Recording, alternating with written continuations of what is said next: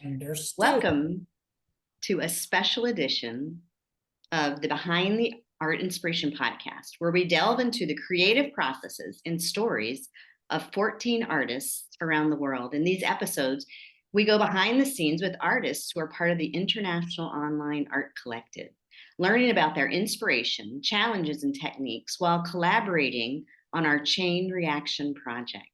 Beginning with one single piece, each piece of art informs the next, provoking a chain of other artworks until we have created a total of 100 artworks, assembled into one big multimedia installation. In this episode, we have the pleasure of interviewing artist Christy de Witt, who hails from, where do you hail from, Christy? Rotterdam, the Netherlands. Oh my God, here it goes again. Let's keep going with this because we can also do the audio of it. But I just want to tell everybody out there in podcast land that we're having some kind of weird time hop where I become Christy. So if we have to do this again, we will. But there it goes. It'll blip back. It's okay. We keep this. Yeah, we keep the momentum. It's all part of Zoom land and the crazy time that we're living in of Zoom. But anyways, let me keep going. Through our conversation with Christy, we'll gain insights into her creative process and the inspirations that drive her work. I'm Caroline Karp, your host, and I'm excited to bring you this episode from my DC studio. So sit back, relax, and enjoy us as we go behind the art and discover the fascinating world of Christy. How are you doing, Christy? I'm fine. Zoom challenges and all. Yeah. So I have the privilege beforehand of going into the drive where we keep all of our works and our processes, which are very, very nicely organized. And we're now in round 7, so I can go back and look at your work and see what inspired you. I'm going to tell you first what I noticed, and then I'm going to let you just go. Okay. Because something I didn't notice while we were doing all this is that you've been playing with the texture of the canvas. Correct. Where an artist who's like a painter with thick paint like me, I'm attempting to get rid of that texture, like the texture of the raw. And I'm going to bring one up right here. It's got a picture on it, but it's nothing having to do with this project. It's a totally separate project. But like yeah. Tell us about that. Start with that. Well, prior to this project, I had not worked on canvas for what feels like hundreds of years. It's a long time. So I am used to working on paper, and I have a distinctive style with working with inked, various types of ink on paper, and recently experimenting with collage techniques and everything. But it's a distinctive style, so I'm used to working on paper. I have been doing that for, I think, quite a number of years now. So when we started discussing the possibility of working on these panels, these canvas panels, and initially I was a bit, I wouldn't say panicky, but I was slightly worried, like how would that translate?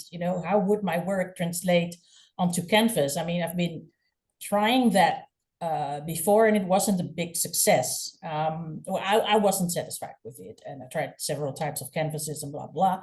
So, but when you're working in your own studio, in your own pace, and with your own art, it's easy to kind of like put those things aside and work in your go-to medium and on your.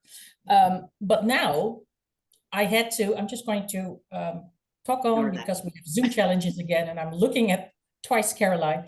But having for this project, I had to work on this canvas panel. I mean, we agreed to it. And I will admit that with the first piece, I was really struggling. I did have a small test panel. I did a testing panel before we started and tried out several things. So I was not as worried as before that, but when I received the first piece, and the first piece was Cheryl's, I was really like, okay, I have to do this. I You talked about structure and structure.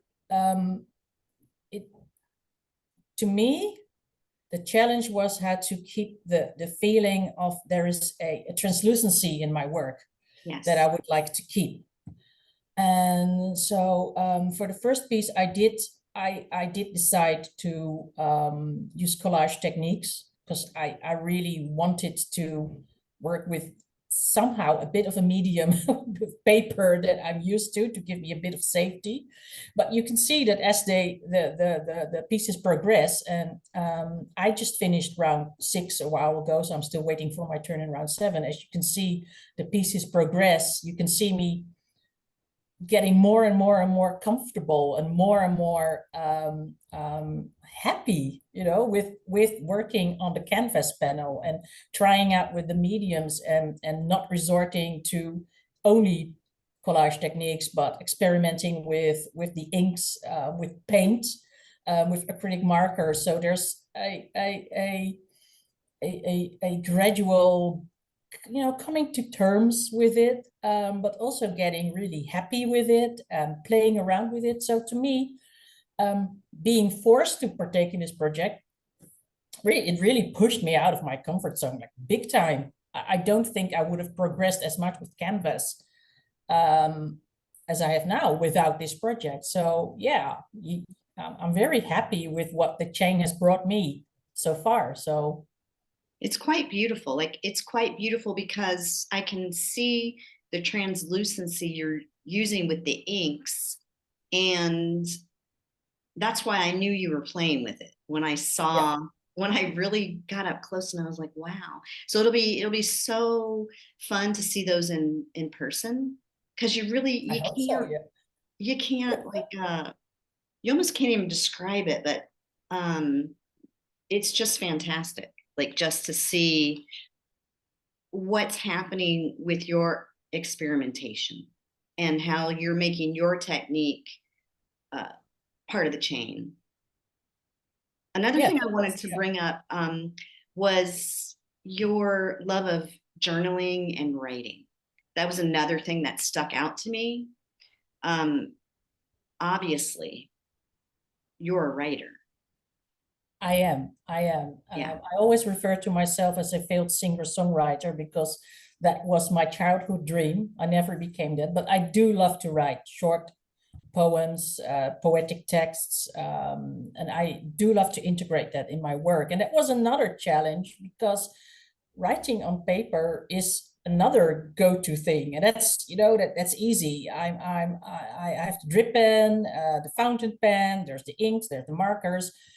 Writing on canvas, however, that first piece, I actually completely messed up the writing because I was really just trying out there, uh, what would work and how would it affect my handwriting. Should I start painting with a pencil or should I start writing with a marker? And the first markers I used, they didn't give me, it didn't look right.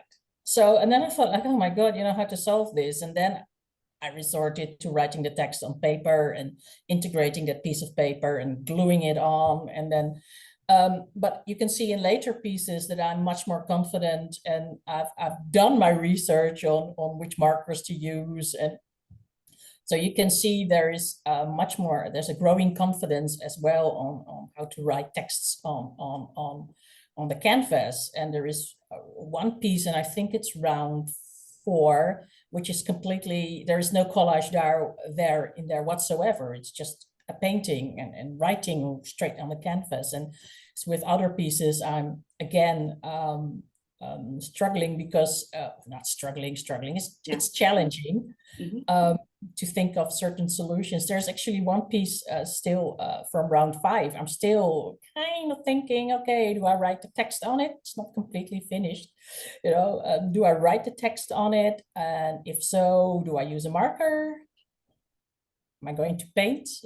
It's still but I do like that experimentation. It forces you to take risks, and we are artists. What are we without taking risks? How do you boil down, because you're able to write, like just write, how do you boil it down to just the few chosen words that make it onto your work? Oh, wow. The impossible question. Well, sometimes it's just is there, you know, it's like you, I'm walking somewhere and I could have a overhearing a conversation or watching television or watching a movie, and then there's, you know, a line and the words just stick in your head, and then I Mm. start playing with it. And sometimes it takes a lot of time. And in this particular project, because none of the other artists work with the words, so I could not be inspired by their words. I got inspired by some of the narratives, and in one case, that's round 5. Yeah, it's round 5. And that's when Corinne sent me her work, and her work had a title. And of course, I'm not going to mention the title now, but that title just stuck in my head. And I think, you know, I'm not going to use her literal title, but I used it in a short poetic text. So sometimes it goes like that. But it was the first time it actually I got inspired by somebody else's words, you know. So that again, it's a fascinating project. Now, That I I have a sneaky feeling, not sure. Are some of the characters you? Yeah, some are, you know, you could look at some of the characters as thinly disguised self-portraits, I Mhm. suppose. Yeah, but you know, I'm never going to disclose which one in which. I mean, I can kind of see it in the eyes. Yeah, it could be. Could Yeah. be.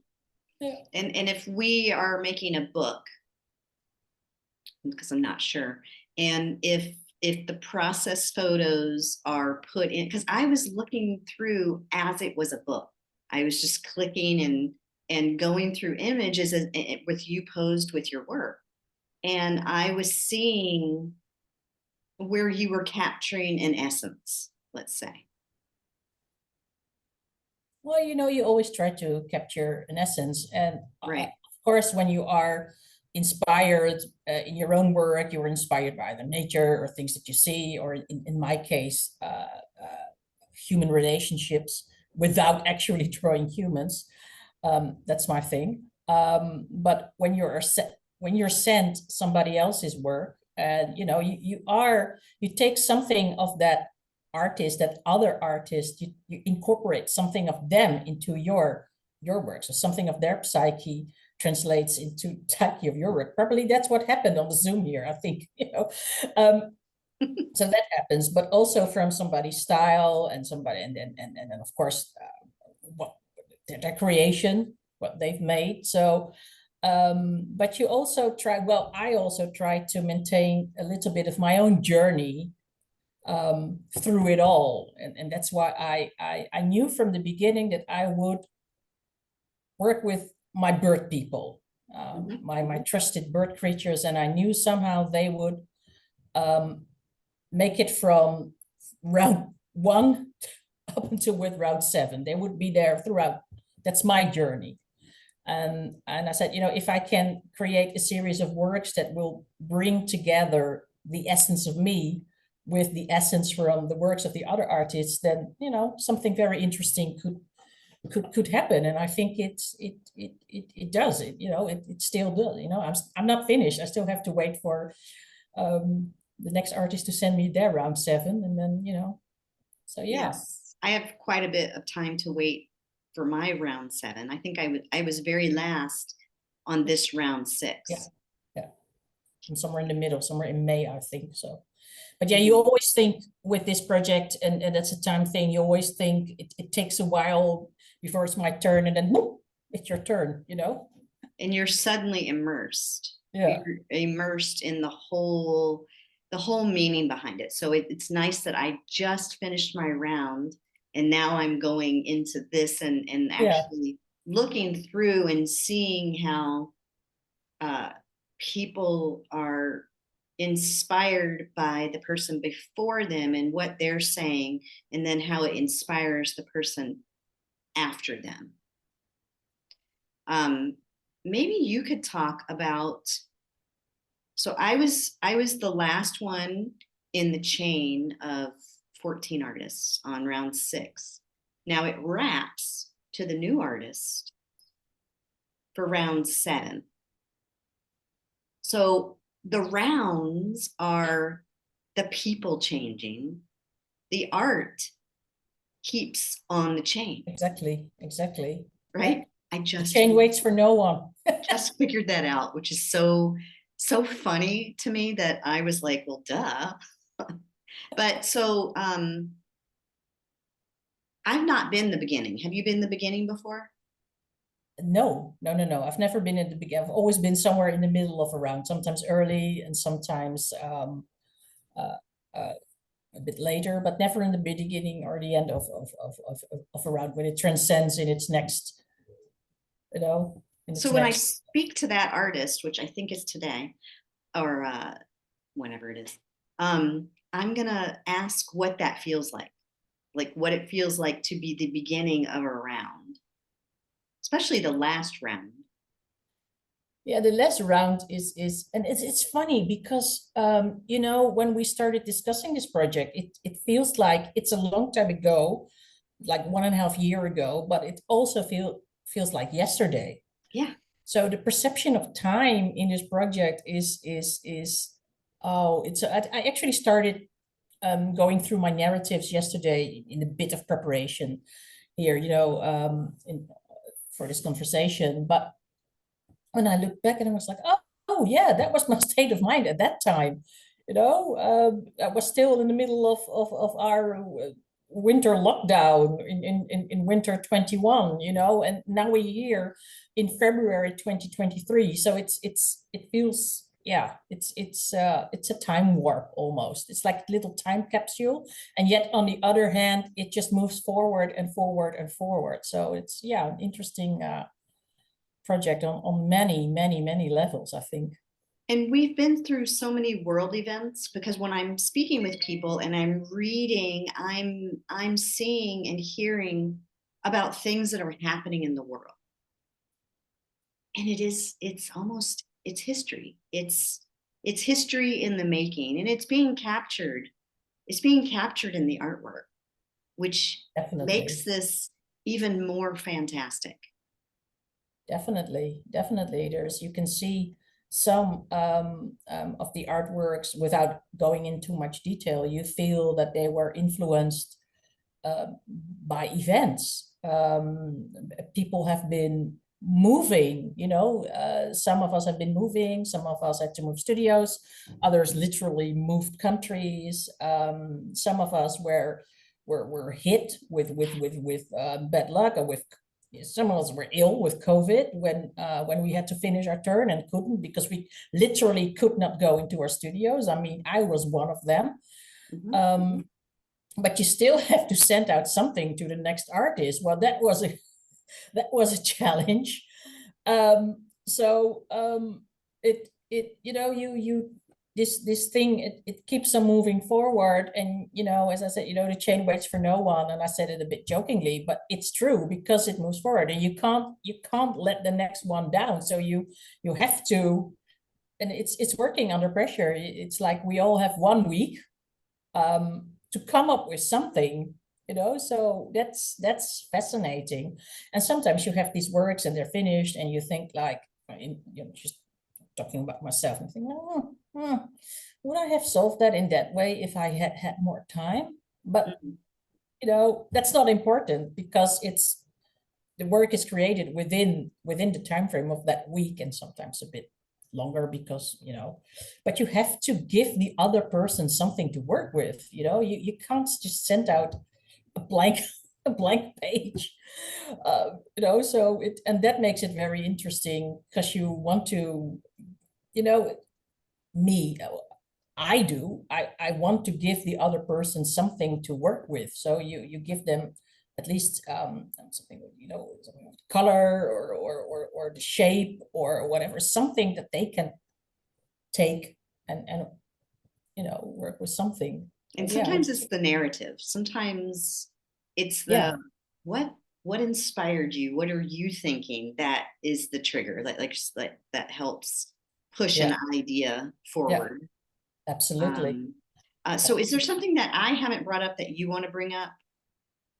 Um, well, as I said before, I think what is interesting about this project is if if people will look at it, if you will see the whole all these 100 pieces together, and people will look at it, and it consists of so many layers. There's the narratives that are, I think, equally important as the actual artworks. It really provides the background. So I'm hoping that we can definitely find a way to show this finished project to the world, with the story behind it, and the story, our stories and our journeys. It's a journey, and I cannot. That's something I would really like to emphasize when I talk to people about the project. It's a journey, and when we started it, I've always said, we don't know what the outcome is going to be. We have no idea, I and just to a had an certain idea. degree, we still do not. We're not finished. So, but yeah, but I like that relative uncertainty. I, Again, we're artists. I just had an idea. So I'm in DC, right? And I went and I visited the Capitol, like the Capitol with the big rotunda in DC. And I went on a tour, a guided tour, and they gave us headsets. And wouldn't it be a fun journey? It would be so informative if you were looking at the artwork, and either it's going to be around a room or it's going to be in a grid. It could be either way. But to be guided on a journey of narrative, how powerful would that be? That would be, I think that would be amazing. I think well, we are currently behind the scenes, of course, brainstorming a lot about how this final installation, how we could present it, and what there are many, many, many possibilities, endless possibilities actually of showing it, and that also makes it multidisciplinary by nature, and that's what I find so interesting. So I'm hoping that these podcasts will also entice the listeners, the people viewing it, to keep on following us and following our journey, and come and admire the results, the finished installation, once it's finished and once we are ready to show it. It's Yes, yes. endless possibilities. So, Christy, where can people follow you and learn more about you and your artwork?